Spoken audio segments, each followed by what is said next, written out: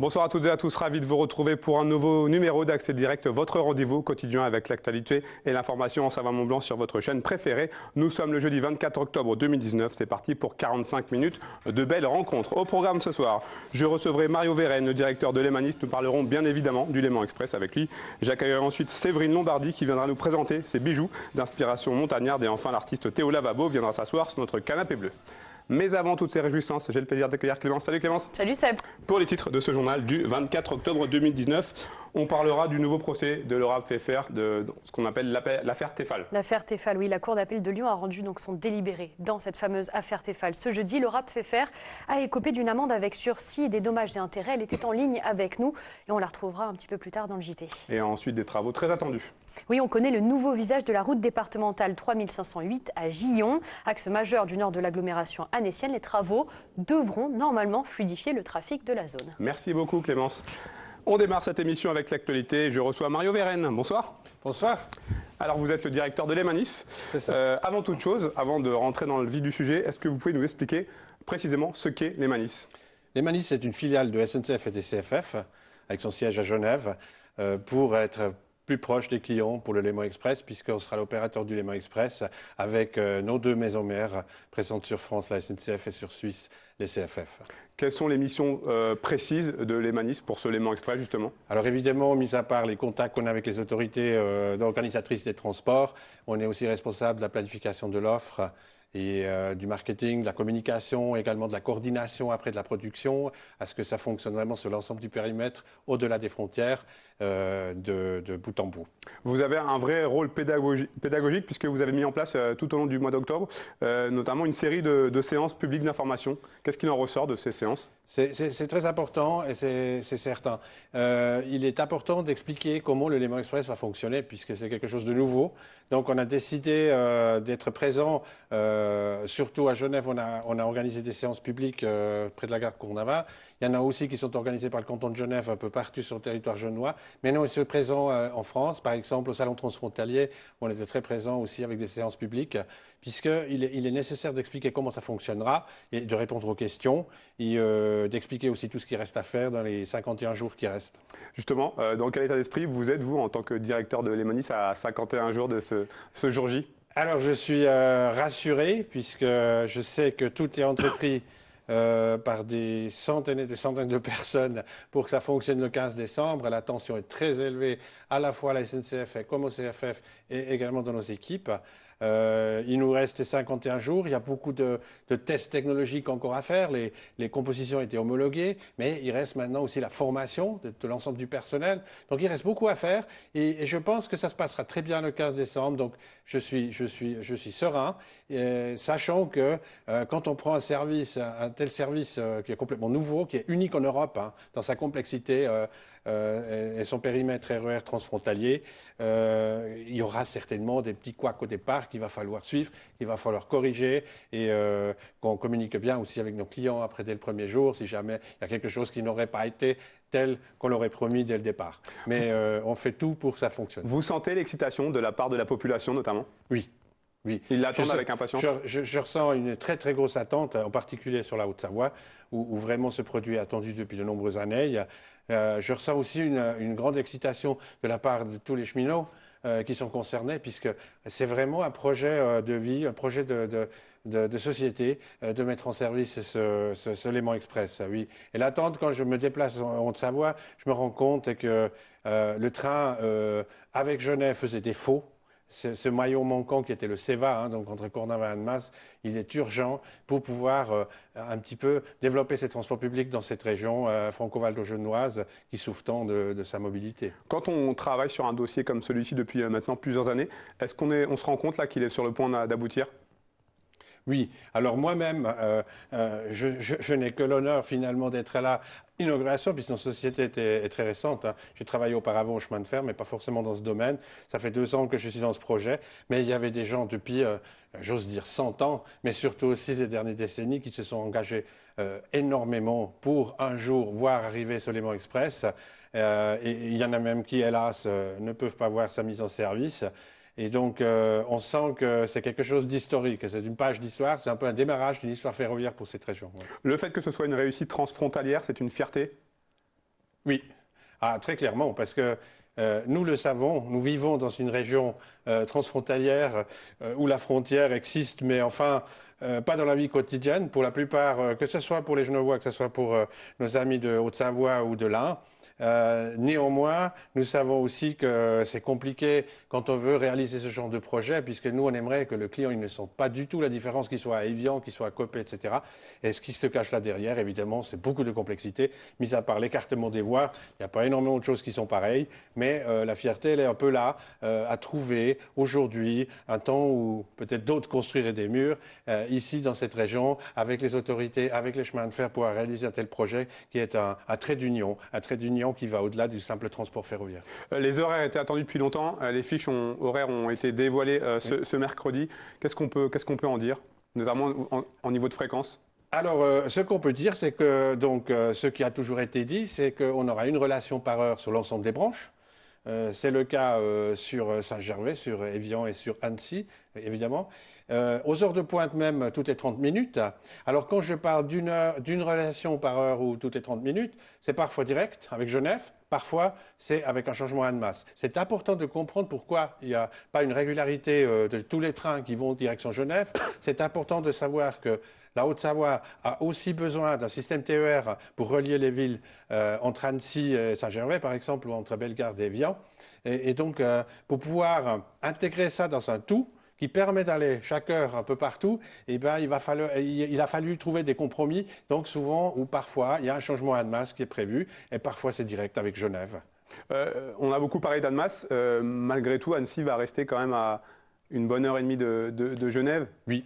C'est clair parce qu'un train ne peut circuler que sur les infrastructures existantes. Et les infrastructures existantes qu'on a à disposition, elles étaient modernisées. Il y a eu des gros travaux, outre la gare d'Annemasse qui était quasiment refaite et qui se retrouve en pole position dans les grandes gares de Auvergne-Rhône-Alpes. Maintenant, il y a la ligne jusqu'à La Roche-sur-Foron qui était modernisée, automatisée, avec la suppression de passage à niveau aussi. Donc, ce qui permet jusqu'à là d'avoir un système très moderne. Mais au-delà de ça, direction d'Annecy, on a encore des lignes de chemin de fer anciennes. Alors évidemment, c'est un premier pas, ce qu'on fait le 15 décembre, et on se retrouve sur une ligne qui n'est pas très rapide, et du coup, ça prolonge un peu le temps de trajet. Par contre, je dis toujours, ça dépend un petit peu où vous travaillez. Par exemple, pour les frontaliers, si vous faites Annecy-Eaux-Vives, vous êtes, sauf erreur, 1h15, 1h20, et là, vous avez le tram devant la gare des Eaux-Vives. Donc là, je vous fais le pari, ou bien par exemple pour les HUG aussi, je vous fais le pari de le faire via Bardonnay aux heures de pointe. Je crois que c'est difficile. Après, ce qui est toujours la même question quand on fait du train, est-ce qu'on veut une régularité dans les politiques d'arrêt? Ça, c'est important. Donc, on veut s'arrêter toujours aux mêmes endroits, donc ça, évidemment. Et surtout, qu'est-ce qu'on fait de son temps? Est-ce que c'est une histoire de 10 minutes plus ou de moins, ou est-ce que c'est une histoire de s'organiser différemment quand on a une mobilité de cette sorte-là? Je pense que quand on change cette sorte de mobilité, on a la possibilité de lire, on a la possibilité de travailler dans le train. On a même forcément du temps de perdu. Voilà, absolument. Et en plus, moi qui suis aussi un peu du genre après me lever le samedi matin pour aller faire mes courses et tout ça, je connais des jeunes aujourd'hui, leurs courses, ils les font dans la gare avant de partir, rentrer chez eux. Et du coup, le samedi matin, ils n'ont plus besoin. Donc l'histoire du temps, c'est toujours un peu plus relatif. Léman Express a souvent, peut-être à tort, été décrit comme un RER. Or, quand on pense au RER, on pense au RER parisien, la surpopulation, le retard. En quoi le Léman Express sera différent? Déjà par son nom, parce que justement, il ne s'appelle pas RER, c'est un Léman Express. C'est votre élément express, c'est notre élément express. Il sera d'une très haute qualité. On a du matériel roulant flambant neuf. Donc deux flottes, une acquisitionnée par la région Auvergne-Rhône-Alpes et une autre acquisitionnée par les CFF qui vont être mises en service sur l'ensemble des lignes, avec un service première classe par exemple aussi sur l'ensemble des trains pour celles et ceux qui souhaitent. Nous avons des prises électriques pour pouvoir travailler. Nous avons vraiment dernier cri technologique pour faire des trains. Pardon ? Est-ce qu'il y aura le Wi-Fi ? Le Wi-Fi, non. Par contre, il y a une couverture qui est surtout dans les zones urbaines assez bonne. C'est vrai, de nouveau, si vous êtes vraiment en zone très rurale, il y aura un petit peu des difficultés de réception. Mais vous savez, le Wi-Fi, c'est quelque chose de très complexe pour les trains. Ça a été évalué et finalement, c'est pas forcément non plus la technologie de demain. Donc, quelque part, non, il n'y a pas de Wi-Fi sur ces trains, mais il y a pas mal d'endroits quand même, il y a une bonne réception par antenne. Dernière question, un petit peu piège. Est-ce que tout est prêt pour le 15 décembre ? Si je devais le dire aujourd'hui, oui. Alors, on a 51 jours, Qu'est-ce qui arrive encore en 50 jours? Dans les chemins de fer, on n'est jamais à l'abri encore d'un imprévu ou quelque chose, mais pour l'instant, on est vraiment en bonne voie pour réussir cette mise en service ensemble à 5 h du matin le 15 décembre. Mario Verheyen, vous restez avec moi pour la revue de presse, vous posez une petite question. On va rester d'ailleurs en Suisse, puisque la Tribune de Genève rapporte sur son site internet les résultats d'une enquête de l'Office fédéral de la statistique. On y apprend en substance que les Suisses aiment voyager, puisque 90,6% de la population du pays est partie se promener l'année dernière. Les Suisses sont des serial voyageurs, avec en moyenne 3,2 voyages par nuitée, un chiffre qui se rapproche des Français qui, eux, voyagent, qui partent en moyenne 3,7 fois, selon le Memento du tourisme 2018. Les loisirs et les visites en famille arrivent en tête de ces voyages, et les voyages professionnels ne représentent que 6% de ces voyages, selon l'OFS. Pour voyager, c'est là que ça peut nous intéresser, les Suisses utilisent le plus souvent des véhicules à moteur, qui arrivent loin devant les avions et les trains. Un dernier chiffre, le voyageur suisse dépense en moyenne 143 francs par jour lors de ses périples. Mario Verheyen, on l'a vu, le train n'arrive qu'en 3e position. Ça veut dire que l'élément express doit encore aller gagner des adhérents? Très certainement. Ça se fera facilement. Et des adhérents qui veulent visiter la Haute-Savoie par ce beau train. Et les Suisses aiment voyager. Je suis certain qu'ils ne vont pas manquer de découvrir ce beau paysage ici. Merci beaucoup d'être passé par notre studio. Et puis on croise les doigts pour cette dernière ligne droite. Merci beaucoup. Merci beaucoup. Je vous invite à rejoindre la régie. On passe à notre rubrique initiative avec Séverine Lombardi. Bonsoir. Bonsoir. Alors, vous êtes créatrice de bijoux. Oui. Et vous avez pris l'initiative il y a quelques années maintenant de lancer votre propre marque, ND Création. D'où est-ce que ça vous vient? De formation et de métier, je suis designer de bijoux, donc accessoires, vraiment axés bijoux. Et j'ai travaillé pour une marque de bijoux qui était en Suisse. Et puis à la naissance de mon fils, j'ai eu envie de créer quelque chose qui me correspondait vraiment. Est-ce qu'il y a eu un élément, justement, c'est la naissance de votre fils, c'est ça qui vous a dit, qui vous a donné envie de vous lancer dans cette aventure? Oui, vraiment.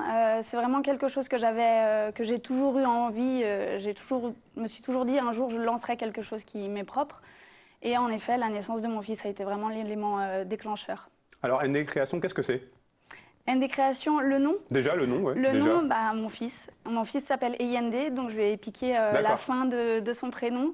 Et c'est une marque du coup de bijoux donc, que je nomme les bijoux finement montagnards, donc qui reprennent vraiment notre région, nos valeurs, bien plus précisément les montagnes. Donc, vous êtes originaire d'ici? Je suis originaire de Thonon, donc mon atelier est à Thonon.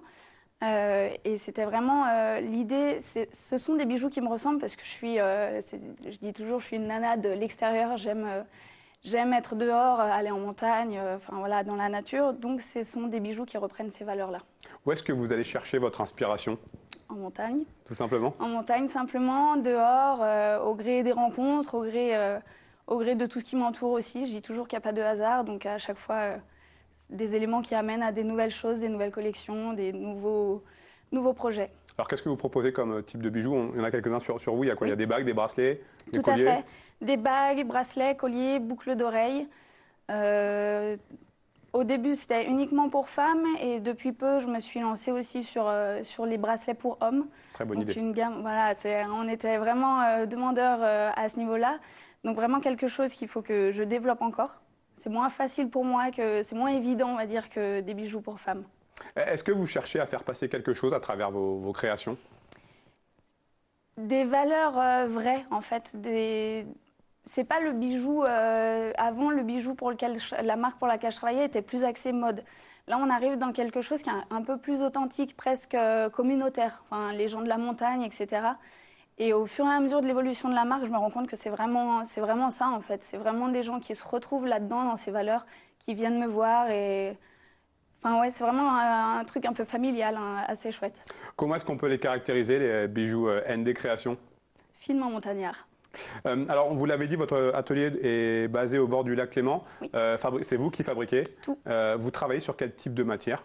Alors, je dessine et je fabrique mes bijoux, donc je les fabrique sur une base en laiton.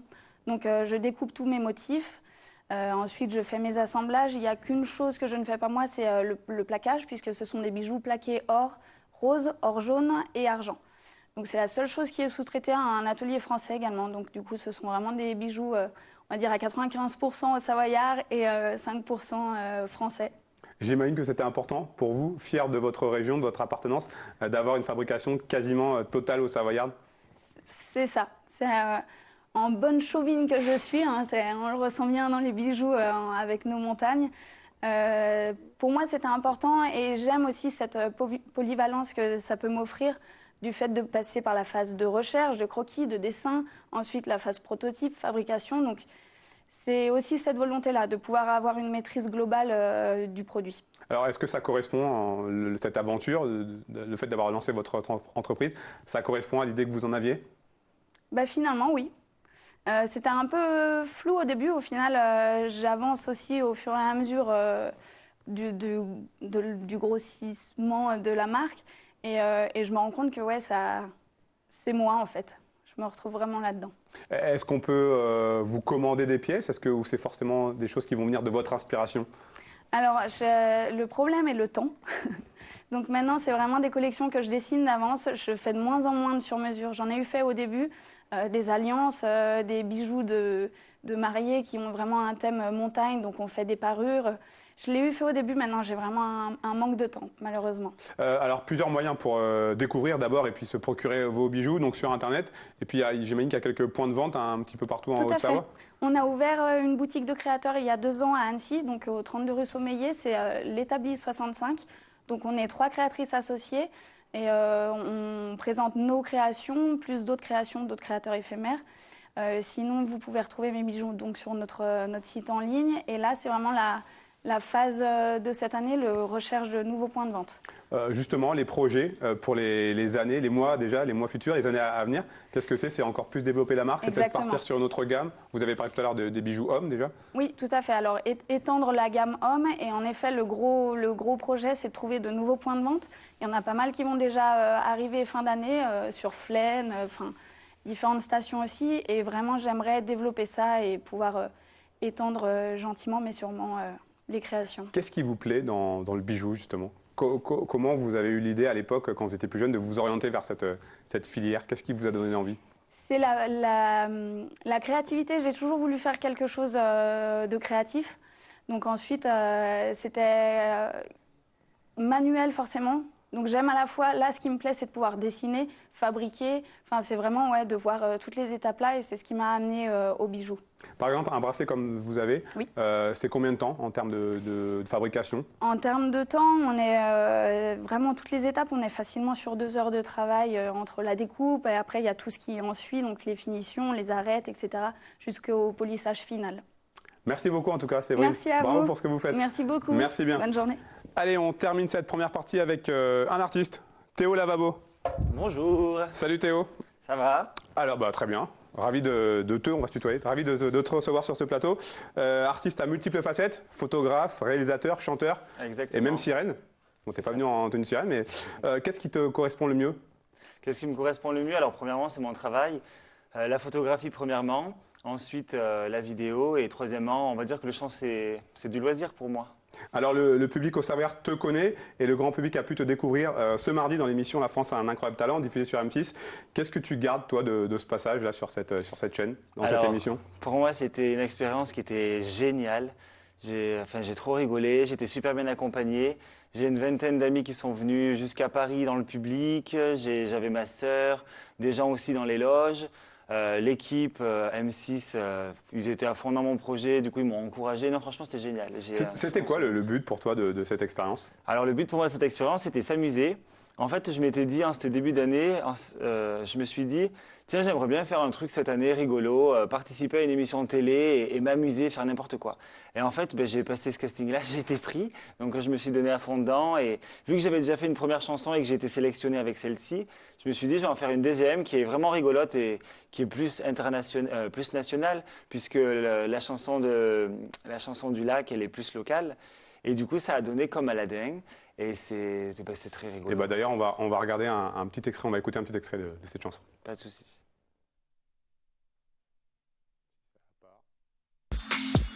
Théo, lavabo, lavabo. Yeah. Je ne suis qu'un petit état dans un monde de tout gars. Tout le monde mesure sa queue pour savoir qui neigera le mieux. Comme Aladdin, si tu la frottes. Sur un tapis, je te pilote. Et si tu me dis les mots bleus, je te prendrai en la... Comme Aladdin, donc c'est cette chanson que tu as présentée à l'émission sur Exactement. M6. Bon, ça s'est pas aussi bien passé que peut-être que tu aurais pu espérer, puisqu'il y a eu deux buzz. Oui, il y a eu 2 buzz, plus un 3e quand j'ai fait une sale blague. C'est quoi le sens de cette chanson? Alors cette chanson, en fait, je l'ai écrite, je suis parti de l'idée des rencontres sur les applications de rencontres. Donc, d'où je ne suis qu'un petit tétard dans un monde de tocards, où tout le monde mesure sa queue pour savoir qui nagera le mieux. C'est vraiment l'idée de dire, justement, on se compare tous aujourd'hui, on se crée des profils, on se met des photos qui nous mettent en avant. Voilà, on se mesure. C'est pas la vraie vie, selon toi? Non, c'est pas la vraie vie. Et puis c'est toujours la surenchère. C'est comme quand je dis comme Aladdin, si tu la frottes sur un tapis, je te pilote. Si tu me dis les mots bleus, je te prendrai en leu-leu. En fait, il y a les mots bleus, il y a la partie poétique. Pour moi, c'est la parade. C'est la partie c'est ça. un peu plus crue. C'est que on va rencontrer quelqu'un, on va lui dire des beaux mots, on va écrire sans faute, on va l'inviter au restaurant, mais la finalité reste souvent la même. Et c'est un peu le problème des applications de rencontre aujourd'hui. Donc c'est une manière humoristique en fait de dire, de parler de ce monde-là. En tout cas, ça fait le buzz. Ça marche énormément sur les réseaux sociaux. Tu t'attendais à autant de messages de sympathie? Alors, en fait, je pense qu'il y a des messages de sympathie et des messages de non-sympathie. Mais ce qui est chouette, c'est que les gens ne sont pas là pour m'agresser, ils vont agresser mon projet artistique, ce que je peux comprendre parce que c'est très particulier. Et en fait, il y a différentes communautés. Il y a la communauté Twitter, du coup, vu que je suis passé sur Touche pas à mon poste, et que j'ai été annoncé, un peu critiqué, du coup, là, c'est tous les gens qui critiquent. Par contre, si on va sur YouTube, je vais avoir 90% de j'aime, 0 commentaire négatif en tête. Sur Instagram, c'est pareil. Tout dépend du réseau, en fait. Je lisais en début d'interview, il y a plusieurs activités. Photographe, c'est ton travail à la base? Alors oui, je suis photographe. Parle-nous un peu justement de ton travail de photographe. Alors moi, je suis installé à Annecy depuis 6 ans. J'ai monté mon studio. Donc, je vais travailler pour des agences de communication où je vais faire des publicités. Je vais faire la charte graphique, pas la charte graphique, mais la charte iconographique des sites internet pour les entreprises. Je vais faire, je sais pas, tout ce qui est particulier, grossesse, bébé, famille. À côté de ça, je peux faire du culinaire, de l'immobilier. C'est pas que je vais pas développer, mais j'ai vraiment touché à tout. Aujourd'hui, sur mon site internet, d'ailleurs, vous pouvez aller voir toutes ces rubriques. Justement, si vous êtes intéressé pour travailler avec moi, vous pouvez voir mon travail. Des projets pour la suite? Alors, des projets pour la suite, oui. Vu que je commence à créer une petite communauté suite à ma parution télé, je trouve ça chouette d'essayer de continuer là-dedans. À noter que ça fait quand même 10 ans que je fais des vidéos. Donc, avant, elles étaient beaucoup moins vues. Donc, j'en faisais déjà, donc forcément, je continuerai. Une prochaine chanson à venir rapidement, on verra. Et sinon, oui, toujours de continuer mon travail. La chanson, justement, tu disais tout à l'heure, c'est la partie bonus. Tu y prends un certain plaisir malgré tout? Moi, la chanson, j'adore. C'est vraiment quelque chose, ça me fait rire. Quand j'écris les textes, j'y mets beaucoup d'autodérision, ça m'amuse. C'est vrai que j'écris pas spécialement pour moi. C'est vraiment des chansons, j'écris, j'essaye. Pour moi, quand je vois un sourire sur quelqu'un qui regarde ma chanson ou un haussement de sourcil, ou quand je vois une émotion, réaction, voilà, qu'elle soit positive ou négative. C'est ça. Pour moi, c'est que ça fonctionne. Pour moi, on enregistre par les émotions et que si ça nous plaît, on enregistre du positif. Si ça nous plaît pas, on n'y retourne jamais. Mais quoi qu'il en soit, on s'en souvient et puis c'est intéressant. Bon, je vois que tu es venu avec ton petit ukulélé. Tu nous fais un petit refrain là pour terminer? Je peux vous faire un petit yodel. Un petit yodel si tu veux. Allez. Je sais même pas si j'ai oublié de l'accorder. Yodel. Qu'est-ce que je pourrais faire? C'était quoi? Ah oui. What it is, what put it is, what it is, what put it is, what it is, what put it is, what it is, what put it is. Merci beaucoup Théo. Bravo en tout cas pour ce que tu fais et puis bonne continuation. Le principal c'est de prendre du plaisir. Et on sent que t'en prends. Merci beaucoup. Merci beaucoup. C'est terminé pour cette première partie. On se retrouve dans quelques minutes pour le journal de la rédaction présenté par Clémence Waldès. On parlera notamment de l'issue du procès de l'affaire Tefal. À tout de suite.